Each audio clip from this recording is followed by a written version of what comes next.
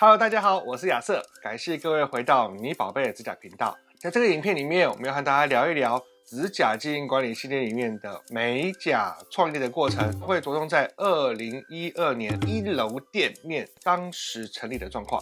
我是林亚瑟，我和我当时的女朋友，现在的老婆 Peggy， 在2008年的时候呢，创立了你宝贝指甲。我们会用这8点来一一看大家解释当时你宝贝从工作室转成1楼店面的心路历程。那如果各位觉得我们还不错的话呢，那麻烦大家帮我们订阅、按赞、小铃铛，并且把这个影片分享给你身边也想要开美甲店的朋友哦。1楼店面简介。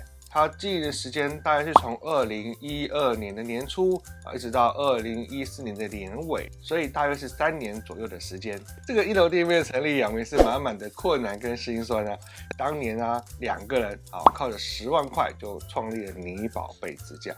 那我们努力经营，努力存钱，累计了3年之后呢，终于有了一点小钱那时候我不顾 Peggy 安稳的心态，我让他轻松的待在工作室赚那个安稳的钱，而我呢坚持一定要扩张一定要变成店面。那我们1楼店面的开店地址在哪边呢？其实也在大直，它离大直捷运站呢就50公尺而已。那它的位置呢实际上是位于大直的传统商业区刚好就在北安路大马路的1楼跟2楼上下2层都20多坪。我们来看一下店面的样子。原本是一间自助餐店，因为退租了所以我们才有机会可以租它。2012年是 H1N1 过后，消费市场开始回稳的时候，当时那个店面呢有多方租可抢租借着房东是20年邻居的关系父母亲还认识的请托之下，才终于租到这一间。可是他的房租竟然还是要价10万，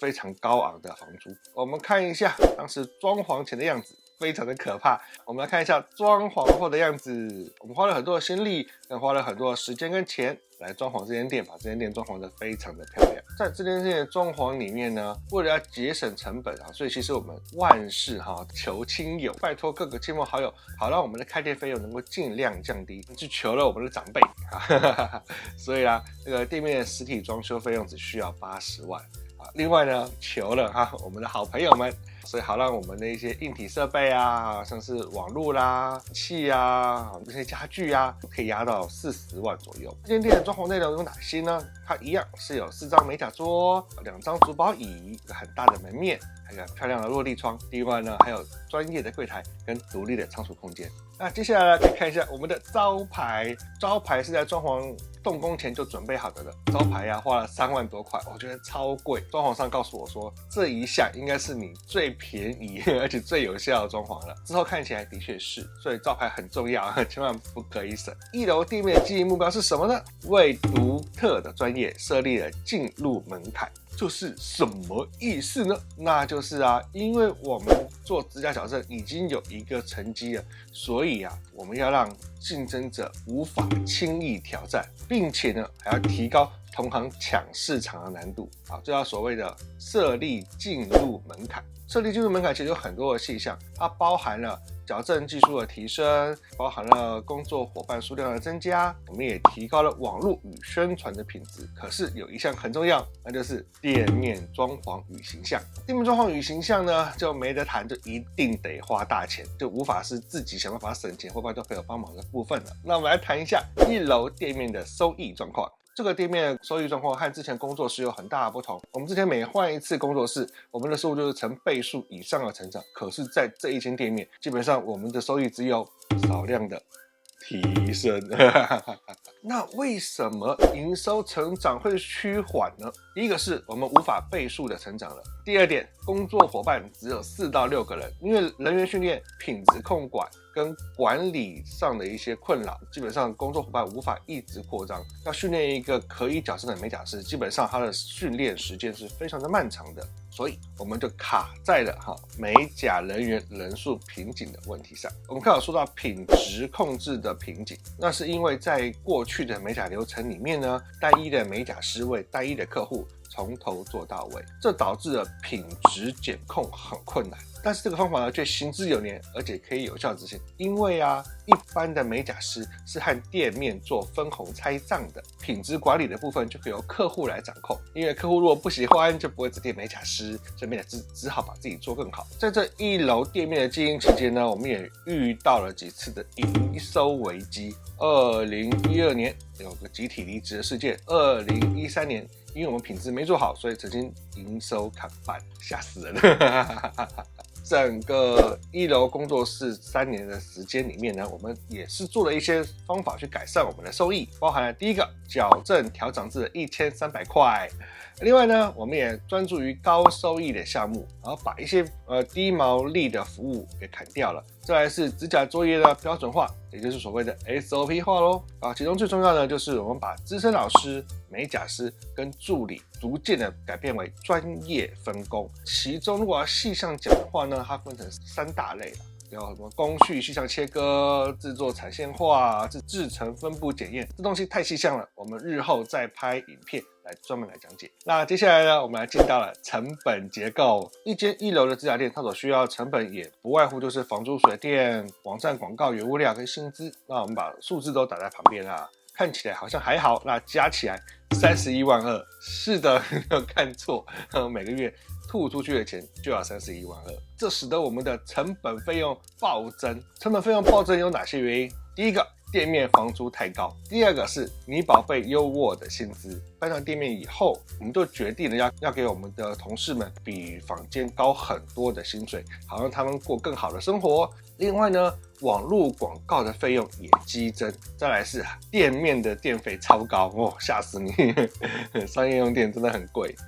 这几项都使得我们成本越来越高。在2012年那个时代，在台北市大马路边1、2楼这么大间的美甲店其实不多。自从我们开了以后，活下去了之后，我们的同行也开始了这个开店热潮。店面潮真的是来得快，可是也退得快。店面虽然看起来很棒，感觉上也是高大上，但是它的成本真的很高。风潮持续几年之后呢，我又发现大家慢慢的又把店面给收了，改成工作室，或者是开到这个巷子里面去了。那接下来看一下当时的宣传策略。当时的宣传策略，我们是以这个店面跟网络并行制。这一张呢，就是我们的这个外面的扛棒。另外呢，我们在走廊上面呢，也放了很多的这个海报，一些宣传的文宣。在店面宣传里面呢，大致上就是店面招牌，还有我们2楼的墙面做一些广告。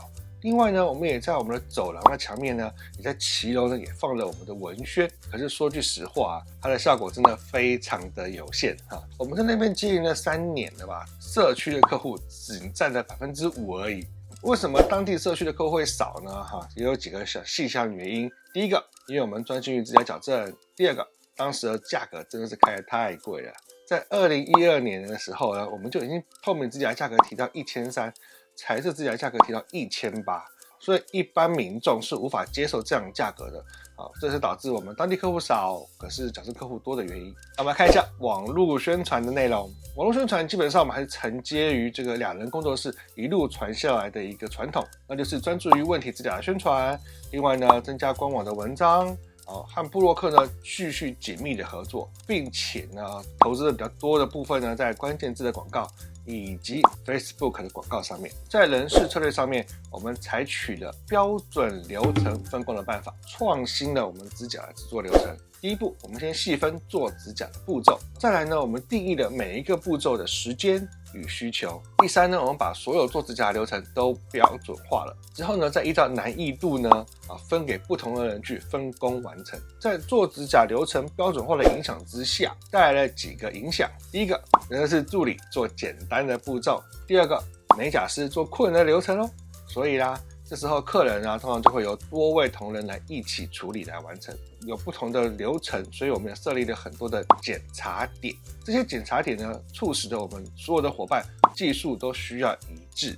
如果说技术不一致，那就会被我们检查出有问题的地方。可是标准流程呢，它不一定是有好处，它是有坏处的。好处是制作流程升高，满意度也提高。另外呢，资深的美甲老师也会亲自的服务每个人。在标准流程的制作之下呢，我们就无法指定专属的美甲人员，因为很多人可能都会碰到我们客户的手，有一些客户就不习惯换人做指甲，这其中也产生了一些痛苦的转换期。原则上来说，在一开始的时候就会让客人知道我们是采取这种分工而且不断检查的一个流程。看到了当时超胖的优卡那我们就来结语时间在这1楼店面让我最大的感触就是创新真难。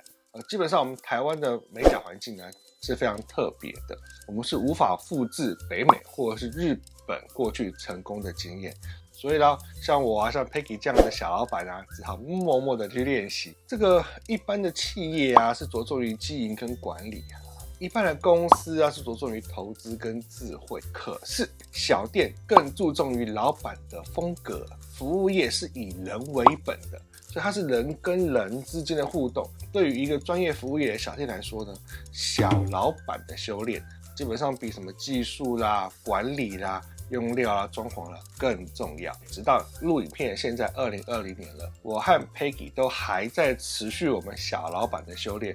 每过一阵子我们就会修正一下自己的路线，每过一阵子我们就检讨一下自己不对的地方，好让我们可以持续缓慢的往前进。又看到我们可爱的优卡啦，今天我们讲解到这边，如果觉得我们还不错的话，麻烦大家订阅、按赞、小铃铛，并且把这个影片分享给你身边也想要从事美甲行业的人哦。